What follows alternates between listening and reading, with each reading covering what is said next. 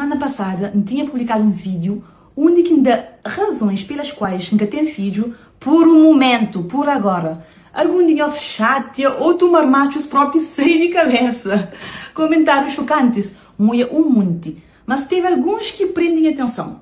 Por exemplo, aquele comentário ali até falar, mas sim a mãe pensava assim, mami, nunca estava ali. Nunca sei para onde que verdianos gosta de romantizar dificuldade e sofrimento. Minha mãe cria numa época onde mulher está falado, mas seu objetivo principal era sair de casa, às vezes à força, pare e busca vida para criar filho. Nesse tempo, era difícil de sonhar mais além. Sabe muito bem dos sacrifícios, cansaço, dificuldade que minha mãe passa para criar me conhecer mais. E por isso, eu falo merci de beaucoup. Para mais quem te admira se força. A mim que cresci mesmo caminho que minha mãe.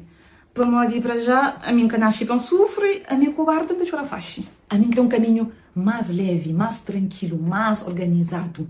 Especialmente sabendo que hoje em dia eu posso escolher de construir minha vida primeiro, de cuidar da minha estabilidade financeira, emocional e mental antes de trazer minha xuxinho para o mundo.